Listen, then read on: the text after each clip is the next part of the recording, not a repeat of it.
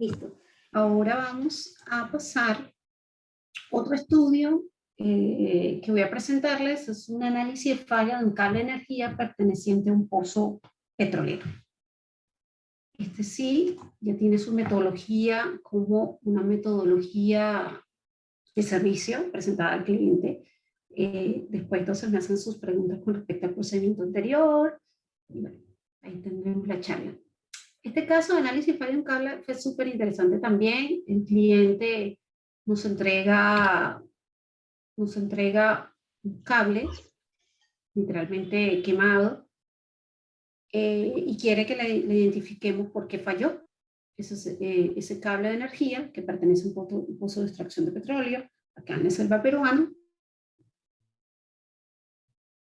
Y bueno, hicimos entonces para nosotros nuestro protocolo, como les expliqué ya anteriormente, inspección visual. Siempre es bueno indicar los procedimientos con que uno hace cada uno de estas técnicas. Hicimos macrografía estereoscópica, análisis metalográfico, perfil de microdureza, morfología de daño mediante microscopía electrónica y EDAX. Y bueno, evaluamos todos estos resultados y elaboramos nuestro informe técnico.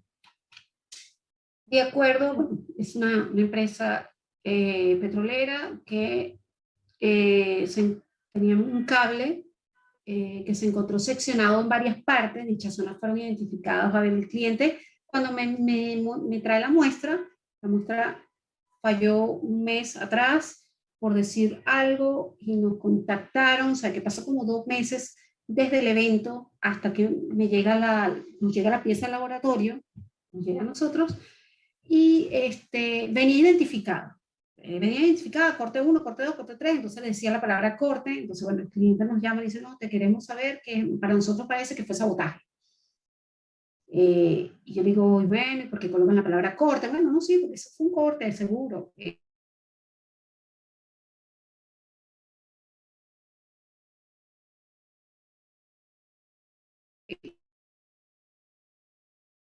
Claro, todo esto es para justamente este tipo de cosas, que es la idea preconcebida que atrae al cliente. Entonces, estudiamos un poquito, cómo es ese tipo de cable. Entonces, un cable de energía se encontraba constituido por una lámina metálica en el exterior, como podemos observar en la foto, tenía un recubrimiento polimérico de color negro y 3 torones o fases trenzados de alambre y cobre. Esa es la constitución del cable. Y esta es la muestra que nos envía. La que recibimos en el laboratorio, podrán ver que para nosotros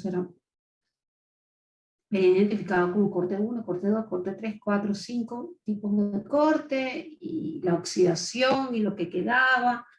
Bueno, hicimos una observación, identificamos 7 tramos, 6 cortes, 5 y 6 no existían rastros del cable, solo era el revestimiento metálico que fue lo único que llegó. Todo eso se va registrando. Y aquí, bueno, empezamos a observar lo que ellos llamaron corte 1. Tratamos de mantener la identificación del cliente para no perder la secuencia de los... no sé qué imagen. Sí se ve, ¿Se observa? Sí. ¿Acá se ve? Sí, ahí se ve caso 1, 2, 3 y 4 completo. Listo. Entonces,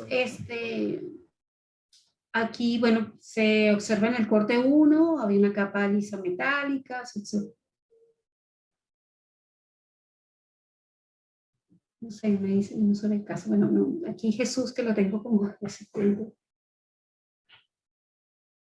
No, pero ellos sí lo observan. Ven la foto, 1, 2, 3, 4. Ustedes sí ven las fotitos. Jesús creo que no logra observar las fotos.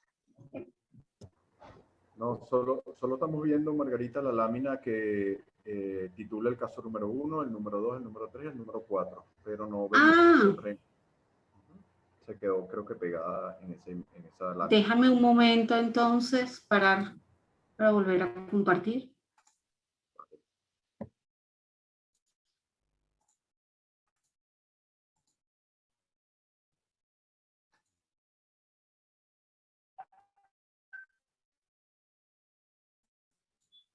Ahí observan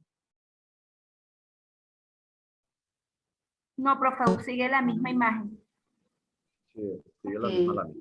Déjame un momento reanudar aquí. Yo voy a hacer otra cosa entonces. Dame un minuto el cable. Vamos a abrirlo así, presentarlo de esta manera. Es un hipervínculo y seguro no.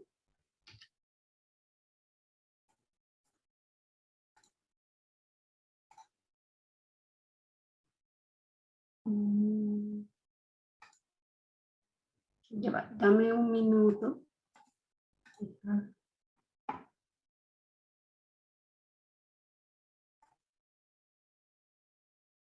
Tengo que cerrar esta presentación.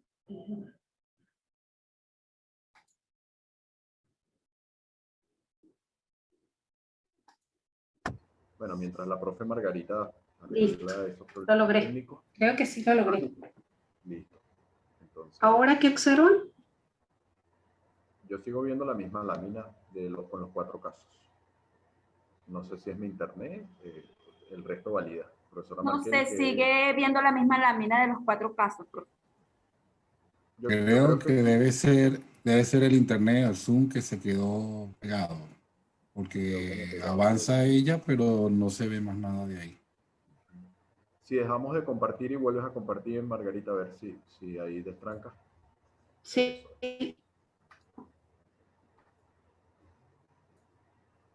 ¿Y ahora? Ahora sí vemos análisis de falla de un cable de energía perteneciente al pozo. Exactamente. Sí, era un tema aquí de... Bueno. Seguimos avanzando. Yo creo que ya esto no lo sabíamos. Pero para que observen la foto. Entonces les decía que este era el cable, que es un cable que está constituido por una lámina metálica en la parte externa, un recubrimiento polimérico de color negro que pueden observar acá, y luego viene entonces los 3 torones. Torones son las 3 fases prensadas de alambre y cobre. Así es como está constituido el cable de estudio, y este es el cable que nos envió el cliente. Ahora sí le puedo decir, aquí se puede observar, como ven, que viene identificado con corte 1, 2, 3, 4, 5, 6, 7. Así quemadito, achicharradito, por decirla para el tramo 6 y 7, solo me enviaron el recubrimiento metálico de la parte de afuera, o sea, de la cascarilla, y por allí algunos otros trozos de la falla. Entonces, bueno, el cliente presume que, y coloca la palabra corte porque ellos presumen que fue un sabotaje, que alguien cortó. Cosa que vamos a pensar un poquito de lógica. En ese momento yo le decía, pero ¿quién va a meterle la mano a un cable de alta tensión con una herramienta y cortar sin que se electrocute? De verdad, yo le explicaba al cliente que yo no creo que esto haya sido un tema de saboteo, pero bueno, ellos tenían ahí al final me dijeron que bueno, el vandalismo tiene técnicas que se las pueden resolver para no tener un accidente durante esa ejecución de vandalismo. En fin, pero como anécdota, ¿no? Pero bueno, aquí tenemos el corte 1, 2, 3, 4. Y se podía observar las zonas de fractura, porque sí, logramos obtener zonas de fractura en el corte 1, corte 2, corte 3 y corte 4. 5 y 6, como le comento, ya no había material, por lo menos el material principal del cable. Y bueno, 5 y 6 se ve nada más el entorche de acero galvanizado que tenía en la parte de afuera el cable. Entonces, bueno, nos tocó hacer, ¿verdad?, muy minuciosos en la inspección visual y ver bien esa superficie de fractura para poder escoger, porque es tan largo, tan grande, que no podíamos entender.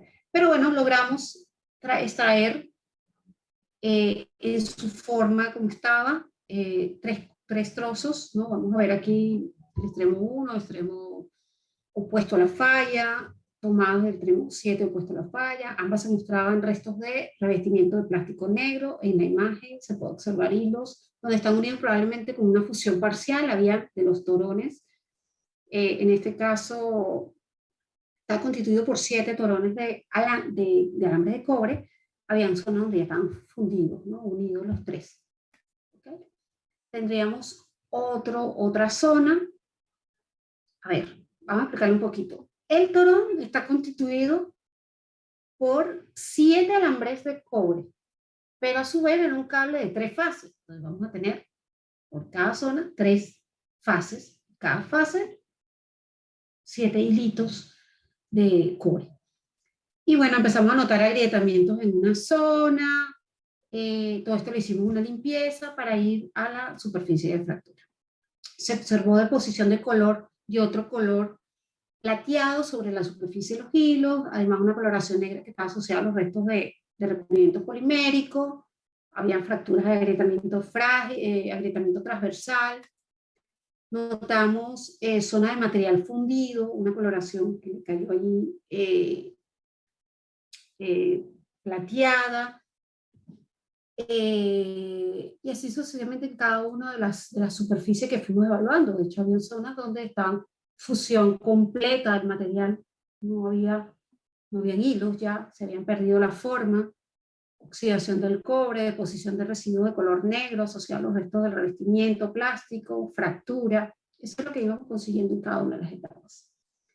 En el extremo 1, la superficie de fractura del cobre, observamos residuos de color negro, además coloraciones cobre donde se encuentra desnudo, con presencia de óxidos, y sin esas marcas de esta zona pueden observar sin el revestimiento negro, que empezó como a llamarnos la atención.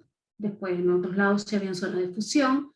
Vean cómo la importancia, ¿verdad?, de esa inspección con ayuda, en este caso una lupa estereoscópica, nos permite de alguna manera sacar información importante, ver el agrietamiento que presenta, la fusión que está teniendo el cable, el agrietamiento transversal al alambre, las zonas brillantes, porque ¿sabes?, no todo se chamuscó, sino entonces ahí empezamos a tener como los orígenes del posible indicio de falla. Conseguimos esta superficie, que es una superficie fina de grietas longitudinales y transversales, cercana a la zona de fractura. Se encontraba zonas recubiertas con el color negro y plateado, y estaba como fragilizado el material. Acá también podemos observar lo mismo, zonas donde está la fusión completa, donde se unieron. ¿Okay? Luego decidimos ir a lo que es la preparación metalográfica para observarlo. Entonces, sencillamente empezamos a observar un material de cobre con microcavidades dispersas y con la esencia de microcavidades que se interconectaban y generaban agrietamiento. Había microcavidades que estaban ubicadas preferencialmente en los límites de los granos, hacían coalescencias y sin embargo también se observaban en los interiores de los granos. O sea, todo el daño que tenía el material por presencia de fuego, porque hubo, o sea, el material a lo que llegó podemos notar que se quemó, pues el cable se quemó. Se observaba mayor presencia de microcavidades en los bordes externos de los hilos. Aquí pueden ver los 3 hilos de una muestra donde se observaba cómo en la superficie externa era que tenían microporosidades, alineación de las microporosidades. Vemos la superficie de la fractura con agrietamiento intergranular, presentado ahí en el alambre. Entonces, notamos el agrietamiento que posee el alambre, la recristalización del mismo, aumento de tamaño de grano, todo esto producto de las altas temperaturas que pudo observarse en el material. Como ven, muchísimas fotos.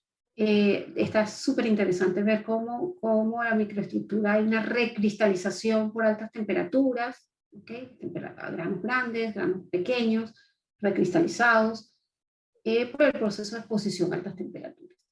Hicimos entonces microscopía electrónica en la superficie de fractura, una de las más limpias o accesibles dentro de toda la gama de fractura que teníamos. Se observaba una fractura dúctil. Hicimos EDAX, como le digo, siempre lo acompaño. Notamos presencia de elementos como plomo, calcio, silicio, aluminio, además de los elementos de la aleación. Nos llamaba aquí de importancia la cantidad de plomo que tenía la superficie de falla. La zona fundida presentaba elementos químicos como un plomo también. El carbono, bueno, proveniente, sabemos una técnica que, bueno, el carbono no es la mejor técnica para determinar carbono, pero esto nos daba, mayormente lo utilizo sobre todo para poder observar esa variación, esa diferencia de composición cualitativa, pero evidentemente debería haber provenido del plástico, ¿no? Del recubrimiento del cable. Hicimos hasta perfiles de microdureza, sobre todo porque, bueno,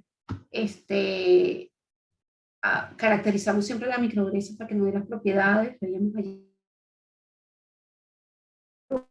Sin embargo, estaban acorde, o sea, no tendríamos cómo comparar con respecto a una datasheet de fabricantes, ¿no? Pero se le hace como por una evaluación o saber que se degradó el material. Luego de todo este estudio, todas las transformaciones manifestadas en la zona de falla mostraron fase de cable, alambre, presentaron microgrieta por coalescencia de microcavidades, por exposición a altas temperaturas, lo que provocó esa fusión parcial del material, y este daño se identificó como un sobrecalentamiento a corto plazo. El inicio de la falla se identificó en una muestra 3, la cual presenta una superficie de fractura dúctil sin afectación por calor. Aquí el material se presentaba con una estructura metalúrgica con microgrietas en el borde externo y se evidencia la presencia de recubrimiento polimérico. No se evidencia la presencia del recubrimiento polimérico, y esta muestra presenta una combinación de dos tipos de cubierta metálica, la lisa y la rugosa, lo que indica un posible empalme. Con base a las evidencias presentadas, se presume que el cable presentó un cortocircuito en la zona de empalme, la cual generó un sobrecalentamiento del mismo, provocando fusión parcial del material. El cortocircuito se produjo en contacto de uno de los torones con la cubierta metálica en ausencia del revestimiento polimérico. Fue un caso, bueno, acá después se le hizo una presentación más específica al cliente donde se le grabó hasta en video ese empalme, porque durante toda esa inspección visual notamos que ese recubrimiento, uno era corrugado y otro era liso. Y decíamos, pero ¿por qué tenemos dos? Si es un mismo cable, ¿por qué tenemos dos zonas con diferencias en el revestimiento metálico? Entonces ellos nos indicaban que, bueno, que no, que sí había habido un empalme, pero que el empalme no fue que falló. Entonces, durante una inspección después más exhaustiva, que fue otra presentación que se hizo, justamente revisando el cable nuevamente, logramos obtener que se veía la zona de empalme y la zona de falla. O sea, evidentemente se le pasó colocarle ese revestimiento aislante en la zona de la interfase, y esto creó fue el cortocircuito. Es más o menos este tipo de, vean cómo a partir de un cablecito pudimos llegar a presentar la falla, en este caso, que se generó el sobrecalentamiento, provocando fusión parcial del material en diferentes partes, y ocurrió lo que fue el cortocircuito en todo el cable, ¿no? Para nosotros fue como un caso sumamente importante, porque al final el cliente dijo, sí fue problema interno en el mantenimiento del cableado, y no fue que nos quisieron sabotear. Cambió mucho la perspectiva del cliente, porque entiéndase que esto crea en su momento un cable que da electricidad a un pozo, el pozo deja de funcionar, se para producción, puede de alguna manera haber un impacto de daño ambiental en la zona, y eso es algo muy, muy perjudicial acá en el Perú, que se cuida mucho la selva peruana. Entonces, atrás había un ente regulador que quería saber exactamente qué pasó y no atribuirle que todos los males de falla en esa selva justamente se atribuyen a las comunidades, sino que también puede haber procesos de mantenimiento que pueden afectar el desempeño de esos equipos que están allí a la intemperie en la selva, ¿no? Entonces, fue sumamente interesante. El cliente, a ver, yo quedé satisfecha mecánicamente. El cliente también, pero no era lo que quería escuchar. Él ya estaba preconcebido de que fue un tema de falla, de saboteaje o de un error humano de la comunidad, ¿no? A ver, voy a pasarles a compartir ahorita otra presentación, que si lo hago por este método no me va a dar Bueno, voy a pasar este mejor, antes de que se nos corte, nos da chance.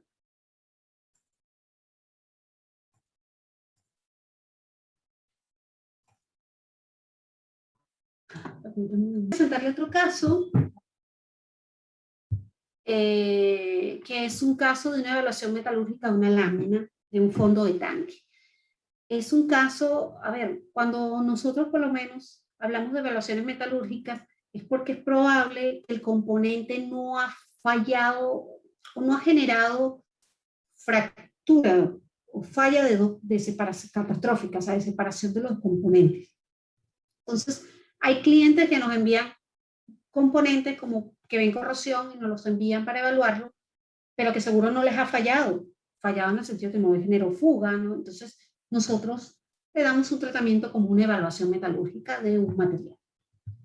Sin embargo, claro, si las conclusiones arrojan que hay otro mecanismo, ya eso se puede interpretar como que sí, ya no era una evaluación metalúrgica, una falla, lo que pasa es que estaba, no había producido una evidencia física, o sea, no había producido una fuga para un equipo, entonces los clientes mayormente dicen no quiero evaluar este tipo de material. Entonces acá vamos a presentarles un tanque, una lámina de un tanque que reserva diésel de un puerto acá en Perú, donde presentó algún daño, ¿no? Entonces el cliente solicita la evaluación de unos hallazgos que encontraron durante la inspección de fondo de tanque, ¿no? Ellos hicieron una inspección de fondo de tanque mediante técnicas de MFL, pérdida de espesor por flujo magnético en el fondo del tanque, y bueno, la técnica tiende a medir el espesor del fondo del tanque, y donde hay mínimos espesores que superan el 80%, la norma indica que deben ser removidos o reparados, a pesar de no haber fallado. Es preventivo. Entonces esta gente hizo la inspección con esta técnica de MFL del fondo del tanque. Como había una disminución importante de la pared del piso, decidieron y removieron. Y sin embargo llevaron a estudios para corroborar cuál era el mecanismo que estaba haciendo la pérdida de corrosión de esta lámina. Entonces se identificaron, el cliente nos envió 3 láminas identificadas por 3 zonas de un tanque.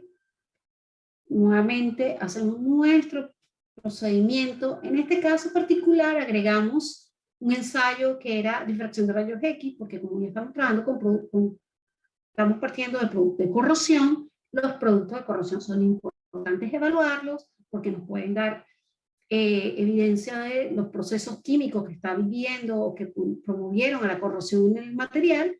Entonces aquí agregamos ese ensayo. También hicimos mediciones de espesores mediante metalografía cuantitativa para poder ver IUT, para poder ver esas diferencias que daba con respecto a la técnica que se hizo en campo, ¿no? Y verificar la veracidad de los espesores medidos. Aquí pueden ver un esquema de fondo de tanque hecho por, este es un software que hace mayormente las técnicas de impresión de tanque, se hace por MFL, se pasa un carrito con un scroll en el fondo del tanque. Entonces lo primero que hace el inspector es, vemos el tanque, el piso de tanque está conformado por la disposición de láminas de acero soldadas.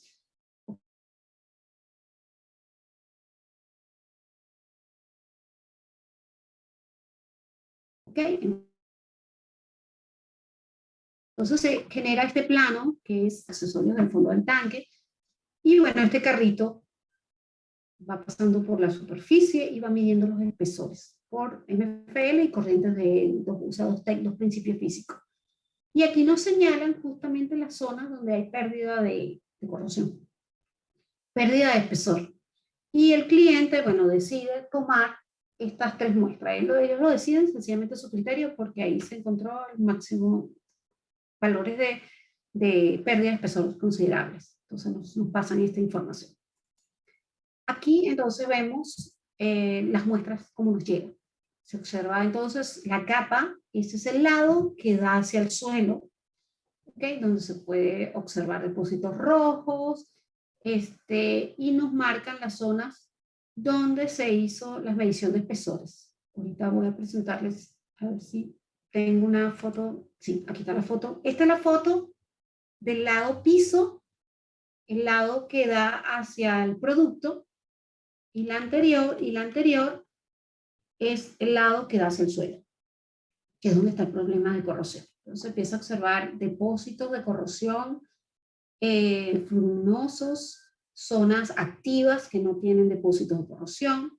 Otra lámina nos presentaba justamente depósitos de corrosión entrelazados con adherencias del asfalto, porque viene la lámina del tanque, debería tener, según para los que diseñan protección catódica, sistema, debe tener un revestimiento allí. En este caso estaba sentado en asfalto y luego entonces supuestamente venía la tierra o el relleno o el sistema, algunos usan membrana para este tipo de fondo de tanque. En este caso conseguimos marcas negras que estaban justamente adheridos a las láminas. Nosotros qué hicimos, bueno, vamos a verificar esos puntos de concentración, esos puntos de pérdida de espesor. Entonces agarramos la lámina, se le hizo un grillado para medir espesores y medimos los espesores en toda esta área para coincidir cuáles son para poder seleccionar cuál es la muestra que vamos a evaluar donde hay menos espesor, porque la idea es saber qué pasa donde hay menos espesor. ¿Okay? Entonces, bueno, se detectó un espesor mínimo de 5.36, que representa el 33% de la pérdida. Y bueno, también la otra muestra, igual hicimos las medidas, vimos que realmente estaba al nominal, sería lo que es el nominal de la lámina, y luego nos fuimos a evaluar por microscopía electrónica, por macrografía estereoscópica de esas superficies, para ver cómo se observa. Entonces, bueno, corrosión generalizada, coloraciones naranjas y amarillas, de procesos activos y en avances de corrosión, las zonas que tenían la capa negra, color luminoso típico de corrosión electroquímica activa, entrelazado con residuos de asfalto adherido a esta lámina. Toda esta morfología, además se veía como incrustaciones, como tuberculaciones, vamos a decirlo así. ¿Okay? Aquí también se observan las distintas coloraciones y las zonas redonditas, como que se ven como topografías que después lo removimos y ahí estaba la pérdida de espesor de las láminas. Hicimos, entonces nos fuimos a metalografía, observamos metalografía, vemos el espesor del tubo, el espesor de la lámina, perdón, el espesor de la lámina, el recubrimiento y los espesores remanentes y cómo es la morfología. Entonces, bueno, este es el lado fluido del tanque, este es el lado que está puesto tierra. Entonces se ve la pérdida de espesores medidas por metalografía. Aquí también pueden ver cómo se ve la adherencia en un lado, poca adherencia, y cómo se ve la pérdida, la presencia de depósitos en las láminas.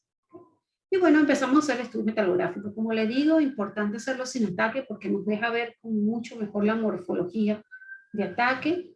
Empezamos a observar morfología tipo cavernas, ¿sabes? La corrosión empezaba a abrir huecos y dejaba cavernas entrelazadas. Esta morfología que pueden observar acá, donde se ve el pedacito de metal como que si estuviese fuera, es porque se entrelaza en una caverna, típico de un mecanismo de daño, de corrosión localizada. Tenemos otras zonas donde se ven las capas progresivas del depósito de corrosión, ¿ven? Y ven el material acá, este tipo de morfología que parece así como un mordisco, o sea, a veces le puedo dar un mordisquito, es típica de un proceso de corrosión por bacterias. Y bueno, la estructura igual tenía ferrita-bimastate y se pone a dar la adherencia del revestimiento de las capas de las láminas. Podemos observar, vean qué importante es hacerlo sin ataque, cómo se observan estas cavidades, que les digo, estos huequitos, porosidades, que es la forma en que las bacterias van penetrando y van comiéndose el acero. ¿Okay? Aquí se ven con ataque, ven la diferencia que con ataque o sin ataque. Sin ataque nos da más sensibilidad, o sea, nos podemos observar mucho mejor cómo es esa morfología. Aquí importante, vean cómo se penetra el proceso de corrosión. Aquí ponemos de corrosión que penetra, entonces se abre un huequito acá, que ellos se interconectan en estas cavernas y esas cavernas entonces hacen la pérdida localizada. Estas cavernas es típico de un mecanismo de corrosión influenciado por bacterias. ¿Okay? Se ven después profesores, podemos notar todos estos indicios, estas son esas marcas características que los mecanismos dejan en el material, que lo puedo ver, lo podemos ver, aquí está la evidencia, que se analiza y que nos llevan a esos patrones típicos de cada daño. ¿No? ¿Sabe cómo se penetra este óxido? ¿Okay? Cómo su forma redondeada, esta caverna se conecta con otra parte del material y van creando capas de capas.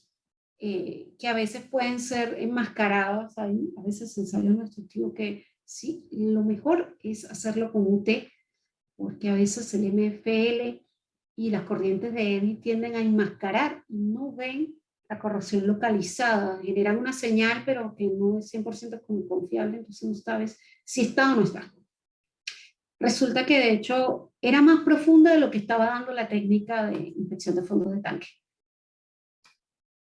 Aquí pueden observar cómo ese tipo de corrosión incipiente, cómo se observan en todos lados.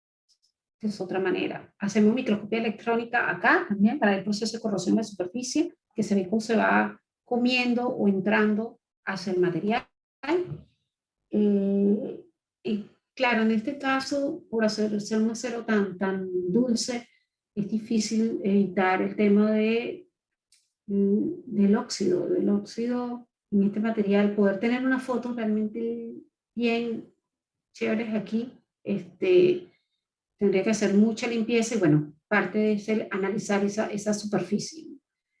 Aquí hicimos EDAX también y los óxidos adheridos, silicio, cloro, oxígeno, silicio, aluminio, provenientes de la parte del proceso de contacto del suelo, sodio, potasio, azufre, cloro. De hecho, algo importante que teníamos acá es que aparte de darnos de que nos dieron la lámina, nos dieron también restos o depósitos del suelo que estuvo en contacto. Entonces, a eso también le hicimos un análisis y pudimos analizar el suelo, que lo vamos a presentar ahorita. Bueno, las microdurezas es algo que es para corroborar, porque como siempre tenemos que descartar el tema de que si el material está bien fabricado, entonces, bueno, ese material. De esas categorías que veníamos hablando, uno siempre caracteriza la metalografía, la dureza, para decir, bueno, el material está acorde. Por ahí no fue. Seguimos avanzando y buscando otros tipos de hallazgos. Hicimos, como les comentaba, nos dieron unas muestras de suelo, 3 muestras de suelo. Entonces, lo que hicimos en este caso, mandamos las muestras a analizar los parámetros que piden ACE, que es pH, cloruro, sulfato, sales solubles, sulfuro y resistividad eléctrica para las 3 muestras. Y esto lo comparamos con la norma que determina el grado de agresividad del suelo, que es la suma de estos índices en función de lo que estamos teniendo acá, y resulta que la sumatoria nos dio que estábamos menor a menos 10. Entonces, que el suelo era altamente agresivo. Entonces, pareciera que durante el proceso de fabricación del tanque, el relleno de asentamiento del tanque no fue el más óptimo, no estuvo bajo controles de calidad. Después nos enteramos que ellos agarraban arena de la playa para hacer el relleno. Entonces, claro, evidentemente es un material de relleno para asentar ese fondo de tanque muy agresivo que generó todo un proceso de corrosión. Además, el tanque no tiene protección catódica, cosa que no es típica, porque mayormente se tienen para los sistemas de tanque sistemas de mitigación de corrosión, pero en este caso particular de este tanque no tenía protección catódica. Entonces, los análisis detallados a nivel de laboratorio indican que el metal hace la lámina en la zona de mínimo espesor presentó pequeñas cavidades alrededor del borde de las picaduras interconectándose entre sí con una morfología tipo caverna y se atribuye un proceso de corrosión influenciado por microorganismos. En la zona donde el espesor es homogéneo se evidencia un proceso de corrosión electroquímica por el medio ambiente. La presencia de azufre y de sales revela formación de sulfatos, los cuales se reducen por la presencia de los microorganismos, generando sulfuros de calcio, sulfuro de hidrógeno, los cuales son los que activan el proceso de corrosión. Entonces, en conclusión, las muestras removidas indicaron pérdidas y que el proceso de corrosión electroquímica del medio ambiente y un proceso de corrosión por microorganismos. No pudimos hacer mayormente, lo ideal hubiese sido hacer por bacterias, pero bueno, posibilidades no se pueden dar todas allí. Entonces, este es este caso. Vamos a cerrar ahorita y entramos creo que a nuestro último caso. Sí,